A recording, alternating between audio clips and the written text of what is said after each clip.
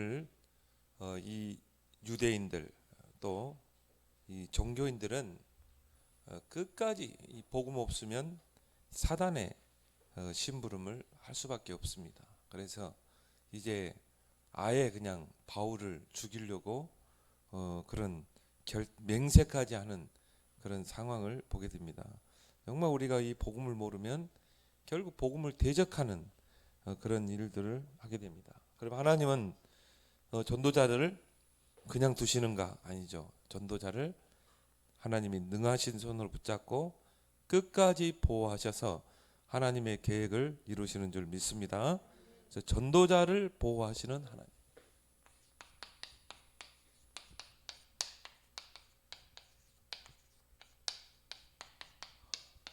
왜 그렇습니까? 하나님 전도자를 통해 일하시기 때문에.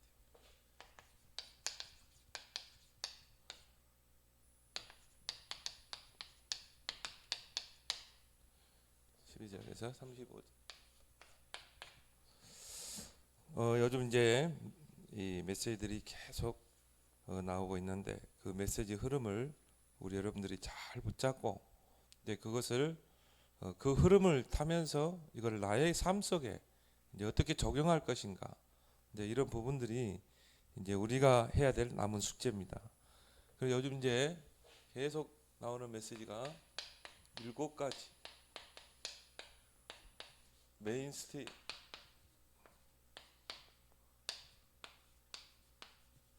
이 메시지 이제 요즘 계속 7가지를 정리하고 있습니다. 그 첫 번째가 뭡니까? 정말 이 성삼위 하나님, 성삼위 하나님이 나와 함께 하신다. 성부 하나님은 창조의 능력으로, 성자 예수님은 구원의 사역을 이루시고 지금도 삼저주를 물리치시고 지금도 구원 사역을 이루시고, 성령은 지금 능력으로 우리와 함께 하시고 하나님의 역사를 이루십니다. 이걸 보고 우리가 트리니티라고 그래요. 성삼위 하나님의 능력. 이걸 누릴 수 있는 신분과 권세. 이걸 여러분이 기도로 누리고 또 여러 가지 환경 속에서, 일 속에서 이거를 여러분들이 실제적으로 적용해서 누리고, 두 번째는 뭡니까? 10가지 비밀을 누려라. 10가지 비밀. 네. 그래서 이걸 가지고 여러분들이 기도도 하고요. 또 여러분이 이걸 가지고 팀 사역도 할 수 있고, 자녀들에게 또 이걸 나의 삶 속에 적용하고. 그래서 우리 교회 홈페이지에 제가 7가지를 다 정리해 놨어요. 7가지를 그 그림으로 이렇게 이 파워포인트로 해가지고 했기 때문에 이런 스마트폰만 들고 다녀도 어느 곳에 가서도 이렇게 볼 수가 있어요. 그래서 여러분들이 교회 홈페이지를 잘 활용하기 바랍니다. 여러분, 이거는 스마트폰은 항상 내 손에 쥐어져 있잖아요. 그러니까 어디 가서도 그걸 열어볼 수가 있어요. 그래서 교회 홈페이지 들어가면 이 7가지 메인 스트림을 제가 잘 정리를 해놨습니다. 그래서 10가지 비밀을 여러분들이 사실적으로 누리고, 또 우리의 신앙 발판 10가지 10가지 신앙 발판, 이걸 여러분이 잘 정리해서 이걸 여러분이 기도로 누려라. 그리고 5가지 확신. 뭔가 확신 있는 사람은 힘이 있죠. 그래서 이 사단이 두려워하는 자가 바로 확신 있는 신앙입니다. 그리고 뭡니까? 9가지 흐름. 이걸 가지고 이제 모든 흐름을 바꾸는 것입니다. 여러분이 직장에 있으면 직장의 흐름을 바꾸고, 또 가정에서는 가정의 흐름, 모든 흐름을 다 바꿀 수 있는 9가지. 그리고 62가지 삶, 전도자의 삶. 이걸 여러분이 이제 잘 정리해서 누리고 메시지로 누릴 수 있고, 이걸 또 교회는 바로 이 보좌의 그림자라고 그랬죠. 보좌의 축복이다. 그리고 이 세상 나라에 사단의 나라를 무너뜨리고 하나님의 나라를 이루는 게 교회다. 새 나라. 그리고 위드 임마누엘 온리스를 누리는 게 교회다. 그렇죠. 여러분이 이걸 여러분이 잘 정리해서, 중요한 거는 우리가 기존 교회와 다르는 부분이 우리는 메시지의 흐름을 따라가는 것입니다. 이 흐름을 계속 따라가는 거예요. 그래서 이 흐름을 여러분이 놓치지 않고 그 흐름 속에 여러분이 있길 바랍니다. 근데 이제 중요한 거는 진정한 우리의 삶을 변화시키는 것은 하나님 말씀입니다. 그래서 여러분이 하나님 말씀을 늘 가까이 하고, 그리고 중요한 요절 같은 경우는 딱 여러분이 암기를 딱 해서 여러분 그걸 가지고 기도할 수 있어야 돼요. 그래서 히브리 4장 12절에 하나님 말씀은 살았고 운동력이 있다고 그랬죠. 좌우에 날선 겁니다. 우리 사모님도 그런 이야기 했지만은 제 아버님이 붙잡은 말씀이 빌립보 4장 6절 7절이에요. 근데 뭐 침대맡에 뭐 작은 액자에 있는 걸요, 그게 딱 우리 아버님 마음속에 들은 거예요. 이제 뭐 암 수술하고 항암하는데 얼마나 두렵겠습니까? 근데 이제 그 말씀이 아버지에게 부딪힌 것입니다. 그래서 그걸 이제 이 성경에서 찾아가지고 그걸 가지고 계속 기도를 하셨대요. 계속 기도를 하는 가운데 이제 진짜 그 사실이 믿어지는 거예요. 그래서 감사하며 기도했는데, 참 또 우리 교인들이 같이 섬겨주고 기도해 주셔서 의사가요 좀 놀래더라고요.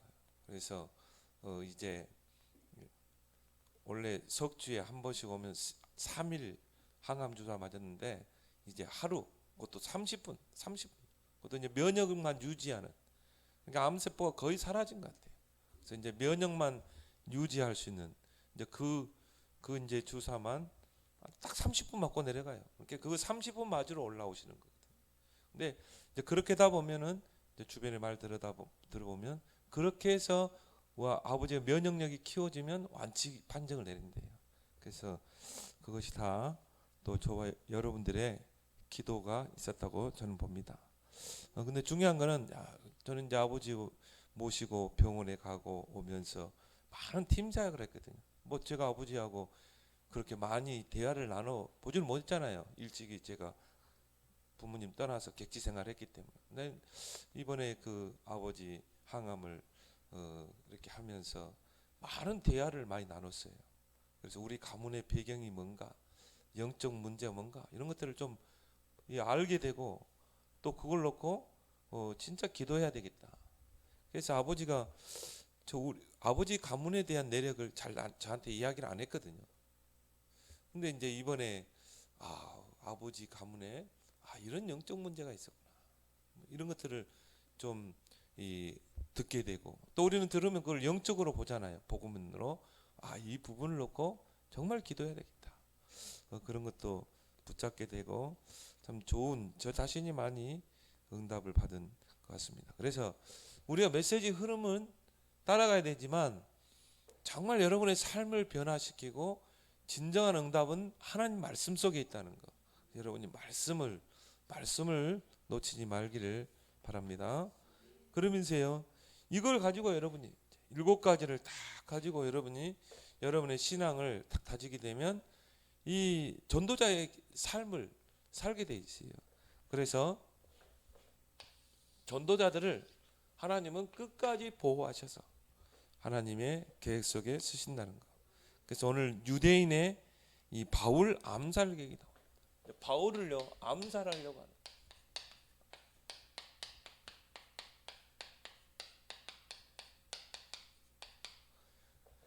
그래서 종교 지도자들이 예루살렘에 다 모인 거예요. 바울이 왔다는 사실을.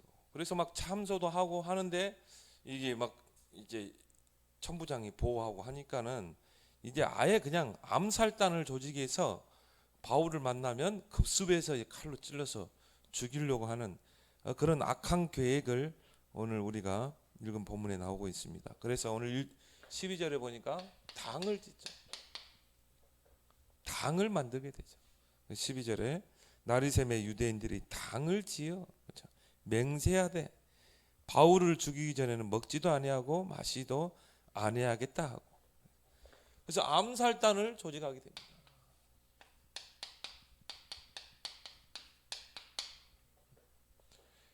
그래서 이제 그 인원이 오늘 13절에 보니까 이같이 동맹한 자가 40여 명이나 되더라. 40명이 이제 암살단 조직을.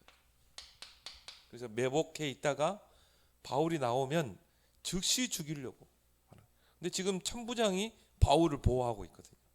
영내에 있는 감옥에다가 바울을 이렇게 보호하고 있기 때문에 이제 바울을 불러내릴 수 있는 방법을 이제 이 고안해 낸 것입니다. 그래서 이들이 오늘 14절에 보면 대제사장들과 장로들에게 가서 말하되 우리가 바울을 죽이기 전에는 아무것도 먹지 않기로 굳게 맹세하였으니. 대제사장 앞에서 맹세. 대제사장은 누굽니까? 바로 사내들인 공의회 의장입니다. 그러니까 대제사장에게 이제 가서 우리들이 지금 바울을 죽이려고 우리를 암살단을 조직했다. 그리고 이제 맹세하고, 그들이 이제 맹세할 때는 그들이 말한 하나님 앞 이름으로 맹세했겠죠. 그게 악한 거지만 그렇게 해서 바울을 죽이기 전에는 먹지도 마시지도 아니하겠다. 그렇게 해서 어떻게 합니까? 15절 오니까 바울을 공회에 세우려고 합니다. 다시 좀 조사할 부분이 있으니까 다시 이 유대인 재판장에 이 공회에 다시 세우자. 그래서 그런 이제 계략을 펼쳐가죠. 이제 너희는 그의 사실을 더 자세히 물어보려는 척하면서 공회와 함께 천부장에게 청하여 바울을 너희에게로 데리고 내려오게 하라. 우리는 그가 가까이 오기 전에 죽이기로 준비하였노라 하더라. 뭔가 바울에 대해서 다시 조사할 일이 있으니까 천부장에게 가서 바울을 다시 조사하겠다. 그래서 공회에 다시 불러들여라. 이렇게 해서 매복하고 있다가 이제 바울을 급습하는 이런 악한 계획을 이들이 세우고 있는 것입니다. 근데요, 하나님이 그 바울을 어떻게 합니까? 철저하게 보호하시죠. 그래서 바울의 구명운동,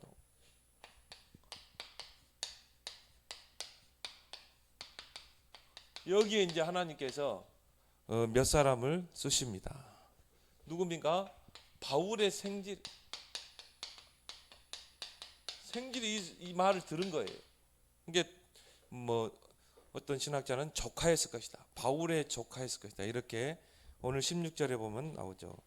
이 바울의 생질이 그들이 매복하여 있다함을 듣고 와서 영내에 들어가 바울에게 알린지라. 그래서 이제 이 바울의 생질이 누굴까? 어떤 사람은 이제 바울의 친척, 뭐 조카 이렇게 이야기도 하는데, 또 어떤 신학자들은 이 바울의 친족이면서도 사내들인 공회원이었을 것이다. 이 사실을 아무나 알리지 못하잖아요. 그러니까 대제사장들과 그 사내들인 공회원들 앞에서 이제 이 40명의 암살단들이 이제 이야기를 했겠죠.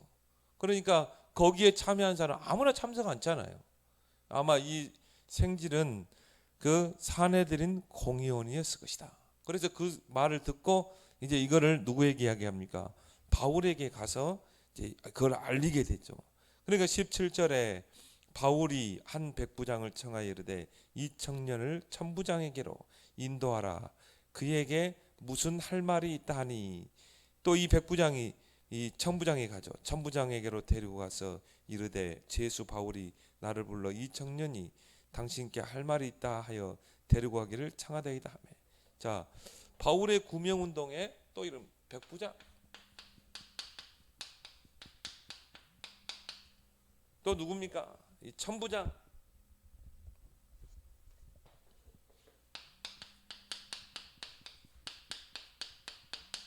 백부장과 천부장이 이제 바울을 보호하고 구명하는데 큰 역할을 하게 되죠. 그래서 이 천부장이, 이 바울은 로마 시민권자잖아요. 로마 시민권이기 때문에 이 보호해야 될 의무가 있어요. 유대인들에게서 아직 재판이 결정된 게 아니잖아요. 그래서 이제 바울을 이 가이사랴로 이동할 이 작전을 펴게 됩니다.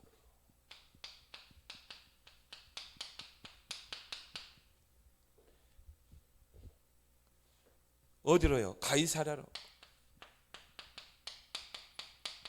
이 가이사랴에는 누가 있냐면은 그 로마에서 파송한 총독 벨릭스 총독이 있는 곳이거든요.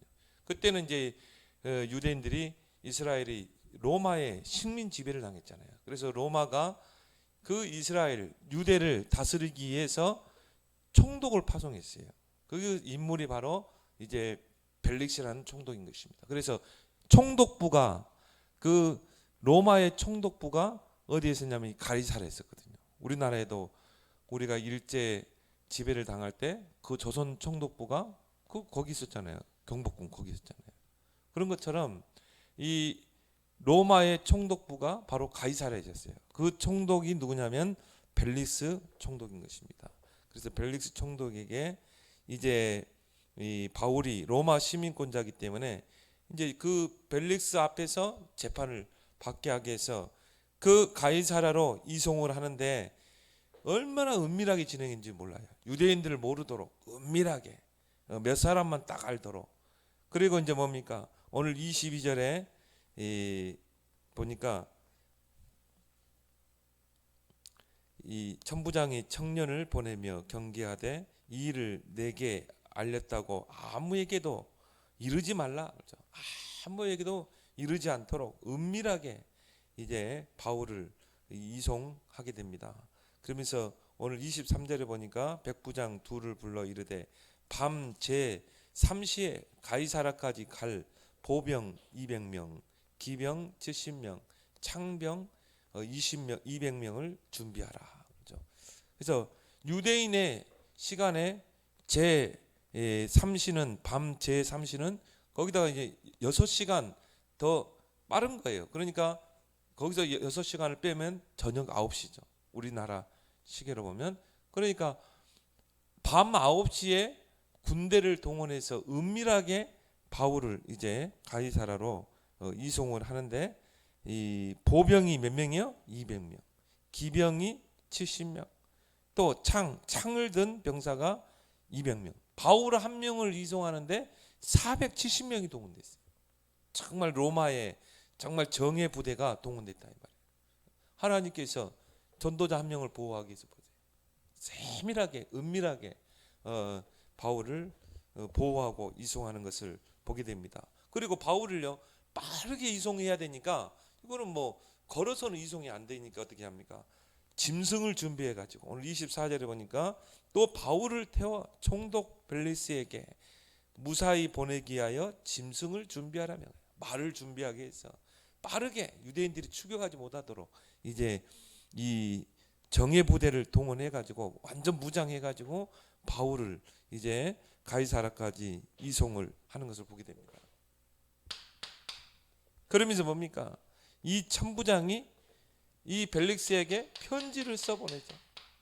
그 내용이 25절부터 이제 30절까지 그 내용이 나옵니다. 또 이 아래와 같이 편지하니 이르시되. 그래서 글라우디오 루시아 이 천부장 이름인 것 같아요. 글라우디오 루시아는 총독 벨릭스 각하에게 문안하니다. 그러면서 쭉 이야기하는데 이 천부장이 바울을 변호하는 글을 썼어요. 이 바울은 아무 죄가 뭐 죽일 만한 그런 죄가 없는 인물이다. 이들이 지금 바울을 고소하려고 하는 것은 고발하는 것은 단순한 율법 문제뿐이다. 그래서 오늘 29절에도 보면 고발하는 것이 그들의 율법 문제에 관한 것뿐이요 한 가지도 죽이거나 결박할 사유가 없음을 발견한다이다. 그래서 바울을 천부장이 어떻게 합니까? 보호하잖아요. 이 천부장이 불신자거든요. 근데 하나님이 이 전도자 한 명을 정말 이 보호하기 위해서 천부장까지 동원시키잖아요. 그래서 바울을 오히려 변호하는 그런 일을 하게 되죠. 그래서 이걸 통해서 하나님은 이 전도자를 끝까지 보호하신다. 하나님의 보호 아래에 있는 자가 바로 전도자.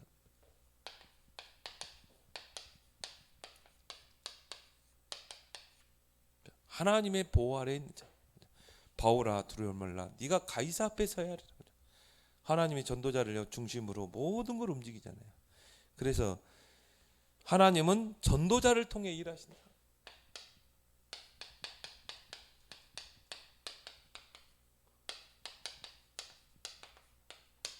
이 복음을 가지고 정말 이 전달하는 그 전도자. 왜 그래요? 하나님의 영혼 구원의 방법이 뭡니까? 바로 전도거든요.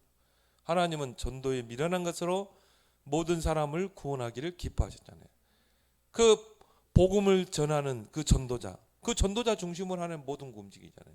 바울 중심으로 모든 역사를 움직이고 계시잖아요. 그 바울의 사명이 아직 안 끝났거든요. 바울의 진짜 이 전도의 목표는 뭡니까? 로마도 보아야 돼요. 로마까지 가야 되거든요. 그래서 이 바울에게 한 말이 뭡니까? 바울이 제자들에게 할 말이 로마도 보아야 돼. 에베소에서 큰 사역을 했습니다. 그래서 제자들은 바울의 사역이 에베소에서 끝난 줄 알았어요. 근데 바울의 진짜 목표는 어디입니까? 로마도 보아야 돼요. 강대국. 정말 복음이 다 이 확산될 수 있는 강대국. 그래서 이 로마는 그때 당시 뭡니까? 그 지역 유럽이나 그 아시아 지역을 다 지배하고 있었잖아요. 그래서 바울이 가고자 했던 것이 바로 이 로마죠.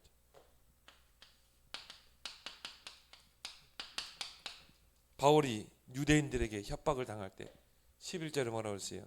네가 로마에서도 보아야 하리라. 담대하라. 내가 예루살렘에서 나의 일을 증언한 것 같이 로마에서도 증언하여라. 유대인들이 막 시퍼렇게 바울을 죽이려고 할 때 그 천부장이 바울을 보호해 가지고 딱 뭡니까? 감옥에 딱 넣었잖아요. 그 감옥에서 바울이 얼마나 두려웠겠어요. 근데 그때 주께서 바울 곁에 서서 담대하라. 네가 예루살렘에서 나의 일을 증언한 것 같이 로마에서도 증언하여라. 그 말은 뭡니까? 너의 사명은 아직 끝나지 않았다는 것이죠. 사도행전 27장 24절. 풍랑이는 그 상황에서 그때 바울이 기도할 때 바울아 두려워 말라. 네가 가이사 앞에 세하리라. 하나님은 전도자 중심으로 모든 것을 움직이신다. 그래서 하나님은 전도자의 생명을 주관하신다.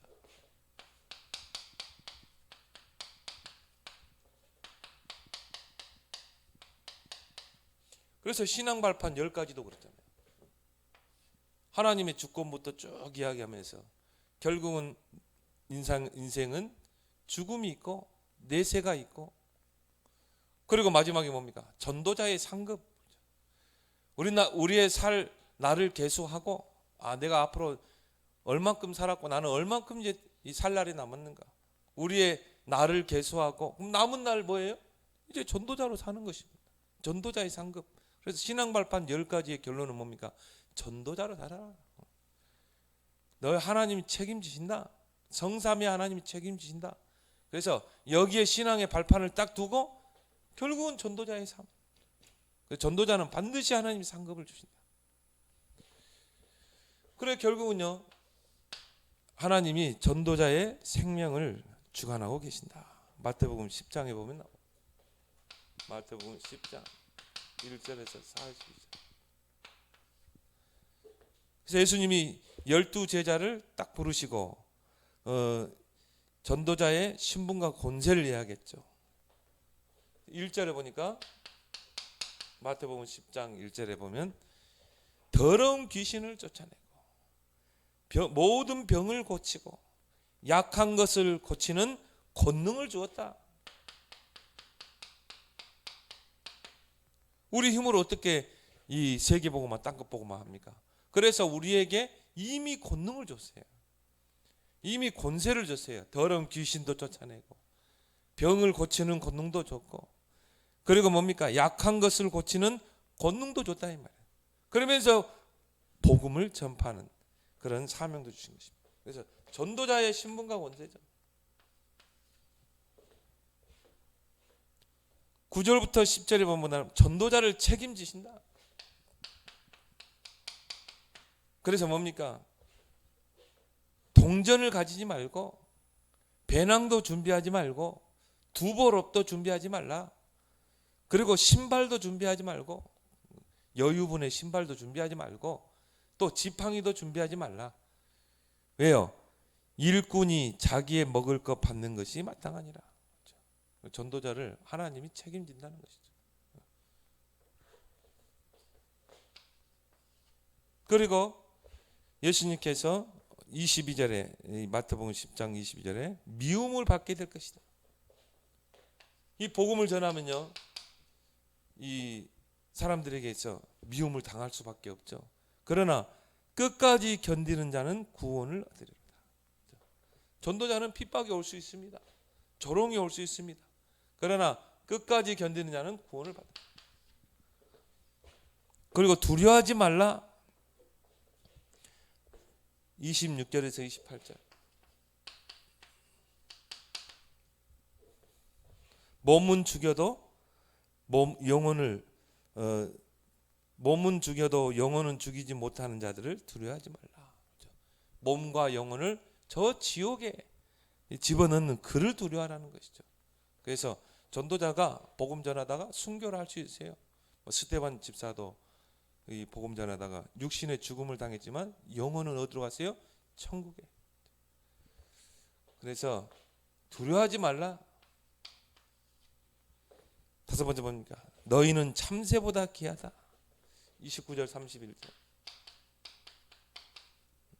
참새 한 마리가 한 아사리온에 팔려가는 거 아니냐? 한 아사리온은 한마디로 말해서 우리말로는 껌값이죠, 껌값. 참새 한 마리가. 그런데 그 참새 한 마리도 하나님이 허락하지 않으면 안 되는 거예요. 그러면서 너희는 이 참새 한 마리보다도 귀하다. 이 전도자의 생명을 누가 주관하세요? 하나님이 주관하고 계신다. 그래서 여러분들이 정말 이 전도자를 보호하시는 그 하나님 안에서 전도자의 삶을 사는 저와 여러분 되기를 예수 그리스도로 축원합니다. 오늘 주신